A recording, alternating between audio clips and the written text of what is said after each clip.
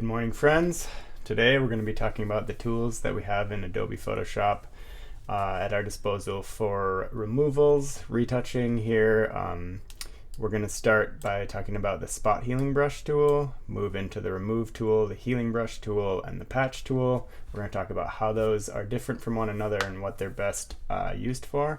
All these tools have strengths and weaknesses. And then we're going to talk about the clone stamp, everybody's favorite, and we're going to talk about how to use it in vanishing point mode, which we use a lot in architecture. So we're going to jump into this image first. This is an interior residential project that I did a couple years ago out in the mountains. Beautiful project.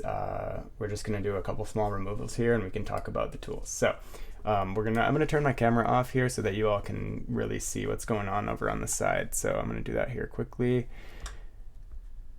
Right there. Okay. So we're gonna start by talking about the spot healing brush. So the spot healing brush is going to be a tool that is great for removing small blemishes, and it's going to use the immediate area around the part you're removing. It's going to sort of blend it all together. It's going to pay attention to texture. So things like this, right? We've got a small light on a textured ceiling. And by textured, I just mean it's, painted drywall. But if we use our spot healing brush, we can just basically fill the area we want to remove, make sure you're getting all the shadow, let go, and you're going to get a very nice, pretty clean removal. You're going to see there's a little bit of a line left here where it blended the two sort of gradients together. This is one of the sort of weaknesses of this tool is it tends to leave these little artifacts like that. So sometimes you need to go over it a couple times, give it a chance to smooth that gradient in a couple of different directions. So that's the spot healing brush tool. We can use it on wood as well if we want to take out a knot, something like this, right? It's going to fill using the wood around it. It does an okay job. So the difference between the spot healing brush here and the healing brush is that you're going to actually assigning a starting point, okay? So if we want to do it on drywall here, we'll remove another one of these. We can find a area and we can hit option, and you get a little target here. So if you option click, I believe it's control click on PC, might be alt click, but once you've assigned a target, basically you're giving the healing brush a targeted area that it's going to use to blend to. So if that means it won't necessarily use the pixels that are immediately around the thing you're removing, right? So again, we can command click or option click here a spot that's adjacent, that's similar in its texture and tone, and then remove that way, okay? So it's still a little different than the clone stamp in that it's blending. It's not just literally, replacing pixels with other pixels. But that's how the spot healing brush and the healing brush tool are different, okay? So the last of these little band-aid icons is the remove tool. It's the more contemporary tool, and what that's doing is it's looking for pattern recognition, and it's doing it in a larger scale than just the immediate pixels surrounding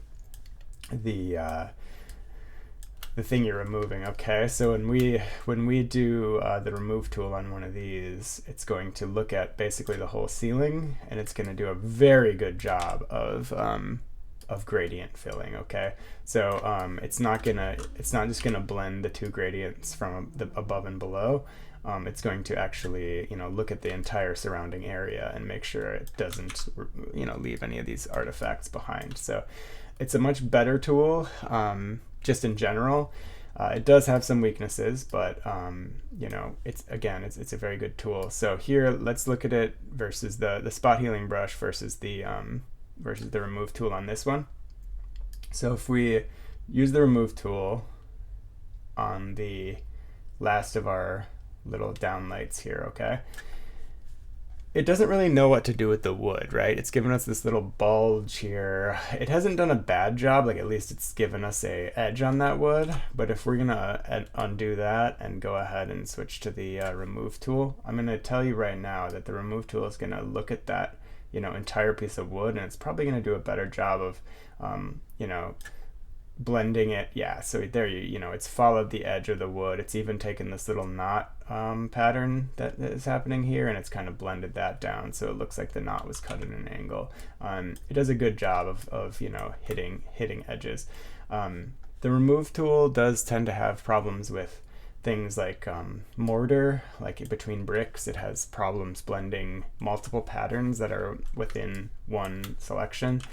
So again, there are other tools to use when it runs into problems, but yeah, so that's the remove tool, the spot healing brush, and the healing brush. The next tool is going to be the patch tool. Before we move on to the patch tool, I want to point out one important thing here. On these tools up above here, you have this sample all layers thing checked, right? We really need to make sure that we've either checked sample all layers or we've checked current and below. You can use all layers, current and below, current layer. So you can use all layers if you don't have any curves or color layers that are on top of your retouching layer. If you're using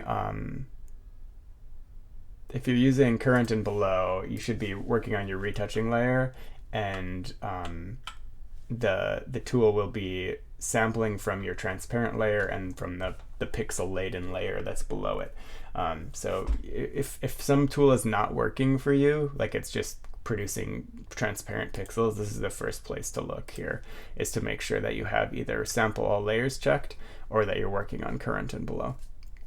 Again, if it's causing problems, that like you're drawing in tone and it's just much darker or lighter, it's probably because you have sample all layers selected, and it's factoring in a curves layer, which then is basically being doubled because you factored in the curves layer and then the transparent curves layer is sitting on top of it, and it's given you a secondary dose of it basically.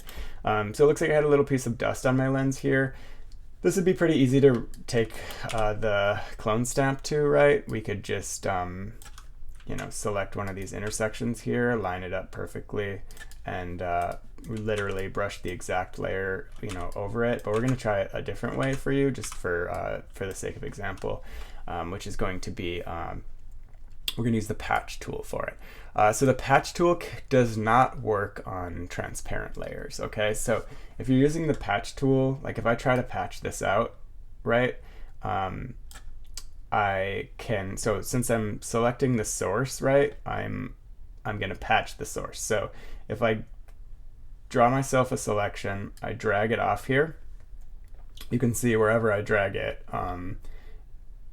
it's not really doing anything because I'm working on a transparent layer. So it's not going to do anything unless we either work literally on our background layer, right? If we again make our selection, we drag it off, now you can see what we're going to be patching from.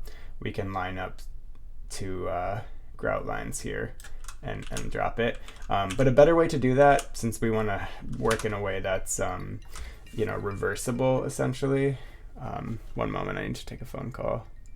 Apologies for that. So what we want to do is just take a marquee tool or a lasso and essentially just grab a big piece of the background layer, duplicate it. That way we can work off of a individual section, right? So we can go back to our patch tool.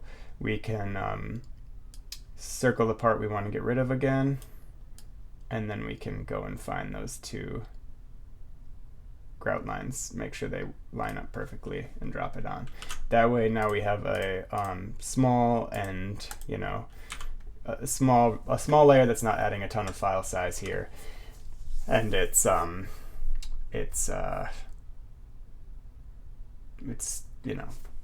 we can merge it here with our retouching layer, and it won't be adding a ton of pixels, and it's deletable if we go back and decide we don't want to do that. You know, we can work backwards on it. Okay, so the last tool I'm going to work with here is the clone stamp. So whenever I'm using the clone stamp, I want to basically draw in a buffer when I'm working with architecture. If it's something, you know, on the wood and we just want to get rid of one of these eyes, we can, you know, just take a clone stamp and, you know, be careful. You don't want to repeat something that's super obvious that you've repeated it right. Nice little face for you there. You want to make sure that you're you know, not creating repeaters. But if we're working in architecture, oftentimes we're going to be running up against something. So there's this beautiful you know, backsplash above this wolf range here. I want to go ahead and take out this air handler that's above it, this hood, this vent. So I'm going to go ahead and just take a polygonal lasso, draw myself in a little bounding box so that I know what I'm kind of bumping up against here. I'm going to remove this from it because I'm going to take that line vertically. So we're going to go ahead and do the same thing here. We don't need to be super careful, you know, down on our wood. It's just right up here at the end where we want to be really careful. We're going to draw in around her hair quickly. This is the homeowner. Her name's Britt. She's a wonderful person. Okay, we'll figure this out in a second, how exactly we're going to handle that. But again, we're just going to make sure we respect her hairline here. Okay, so now we can just, we'll just copy these tiles up exactly, you know, one level. So I'm going to just grab my intersection here. Again, I'm option clicking to turn my cursor into that target, defining my target. And then whenever you're doing this, you want to make sure you're working with a cursor, a brush that isn't too tiny, right? Like you don't want to be trying to line up your image like this. You want to give yourself a nice big brush so that you can, you know, very precisely line up all parts of the image. Okay, so now I've got it lined up and I can just start to brush. You know, I'm repeating the pixels from here up to here and all the way up. So I'm just going to go ahead and brush this in, being careful when I'm next to my wood that I'm not copying a little line of wood in there. Again, when we get close to her head here, we're going to probably have to retarget because we're going to start to brush her hair in. See right here? It's no good. So we're just going to go diagonally one brick instead, right? Relined up, and now we're cloning for, you know, you can see the little crosshairs showing you where the source material is coming from. So there you go. We've got a nice little removal there. We'll do the same thing here. Oops, I deselected there. I'll undo that. Again, we're just going to duplicate up. We'll draw straight up here. I'm going to leave that corner because I'm going to come back in and do that manually. I'm going to go ahead and go in diagonally a brick. Looks like I didn't line this up perfectly. Let's reset that line. There we go. Now we're going diagonal a brick, which should give us a nice, this looks like it's not quite lined up. If one brick is, you know, misaligned, we'll kind of select and just move it over a couple pixels here. Maybe 3 pixels. Looks like that should line up. Very good. Okay. And then here, again, I got to stop deselecting. We just need to go in really tight with a smaller brush now. Again, we're using our clone stamp to just recreate pixels here. So we'll just go straight up with that one. Give that tile an edge. There we go. Okay, so we've just, you know, extended the depth of that part of the hood there. This is looking much cleaner. We'll do the same thing over here. We'll go up exactly one brick for starters. Tile, I should say, not brick. The other thing to consider is your opacity and flow up here. I've talked about this in before, but your flow is how much tone you're laying down per pass. Opacity is how much tone you're laying down per click. So if we go to 100% opacity and 50% flow, I'm sorry, 100% flow and 50% opacity, that means each time I click and drag, it's only going to lay down 50% of my tone that I'm drawing in here. See? If I do the opposite, if I go 100% opacity and 50% flow, it's going to, every time I pass over it, it's going to lay down 50% more tone. So it's a little more like you're drawing with a marker, you know, something like that. So the last thing we need to do is just fix this little corner here. We'll do that quickly, and we should be done with this operation. And then we're going to go and talk about another image. I'm going to give you a couple more examples, and we'll call it good here. All right, so there you go. Pretty quick and easy way to clean up that hood. It does a lot for the image for us. We'll move on to the next image here. So here's an image of a gym at a high school. I want to give you one more example of using the remove tool versus the healing brush, since they're sort of interchangeable tools of the last decade. Here we've got a flare, adjacent to a light here. I flagged, I had all these lights, above me. I flagged them, but one of, this flare is probably from this light or this light, and I just couldn't actually card it off. I probably could have done it with an alternate exposure, but I didn't, so here we are. So I'm working on a transparent retouching layer here. I'm gonna go to the spot healing brush tool, and we'll just see how it does. So we wanna make sure we select all of this blue area. It actually does sort of bleed up into here. We'll let go. So you see it did essentially a terrible job. It duplicated this light here. It messed up this line. It just, it used all the information around it, but it didn't really know what to do when it hit the center. So we're going to undo that, and we're going to give the remove tool a chance, which again, pattern recognition should do a better job of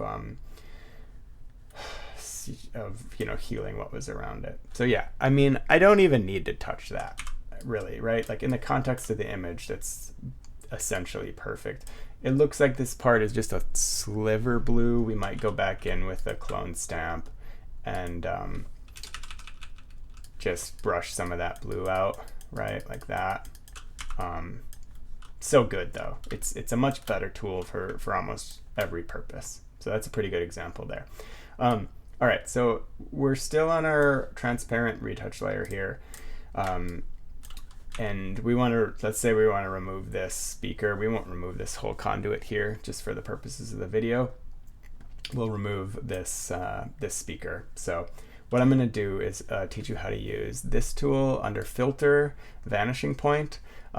So what it's going to do is it's going to respect the parallax that you have in the architecture. Okay, so if we go to our clone stamp and we just choose a spot here, right?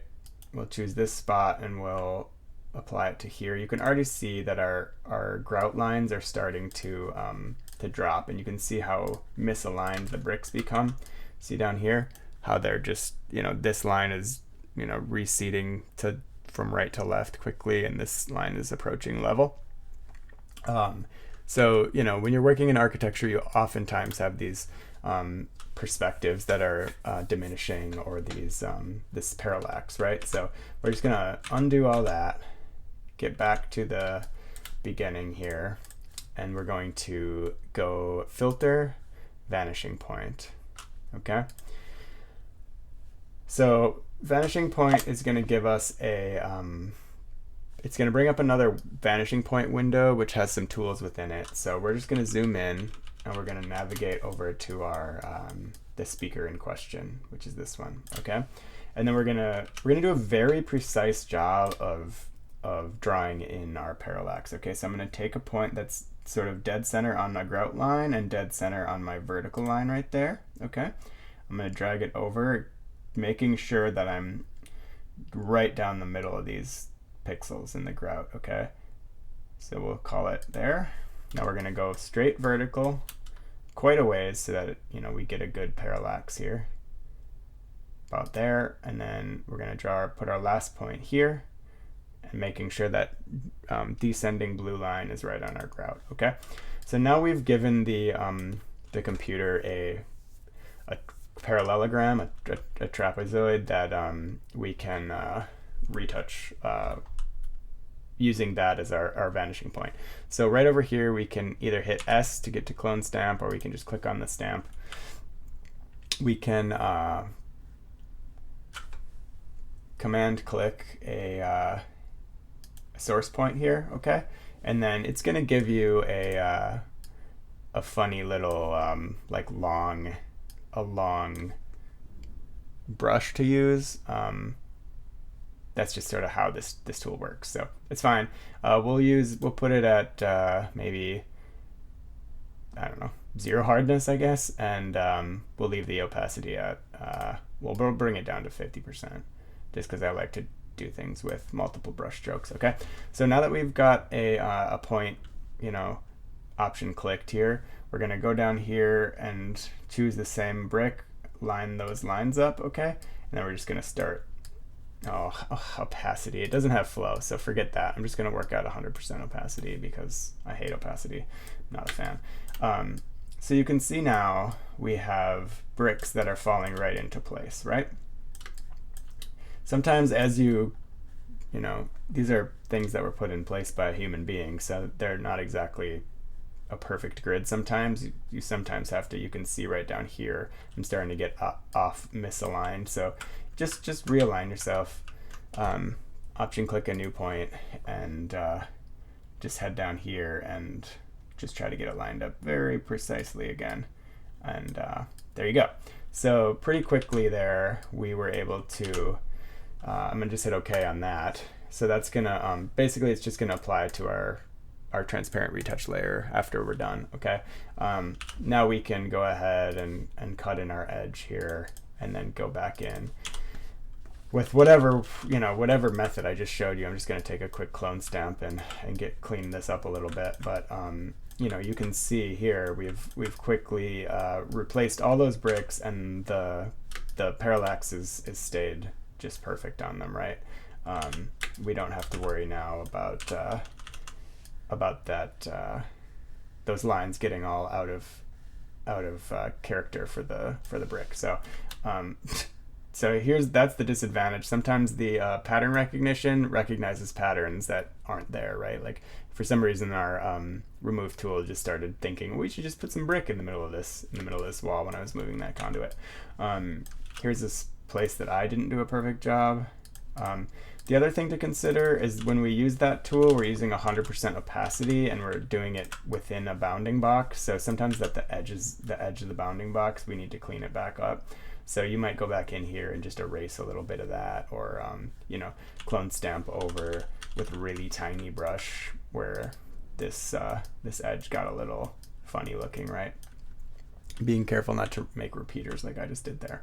But pretty quick, pretty easy, and it's going to save you just a ton of time when it comes to trying to replicate a brick pattern or a wood floor or a tile pattern, you name it. But you should be pretty well armed now with 5 easy tools or whatever that was to remove things within your images. Respect your edges, clean things up, do as much of it in the field as you can. But when it comes to time to Photoshop, do it the right way, the most efficient way, and don't leave artifacts behind that let people know you were there. So thanks for watching. I'll keep these coming.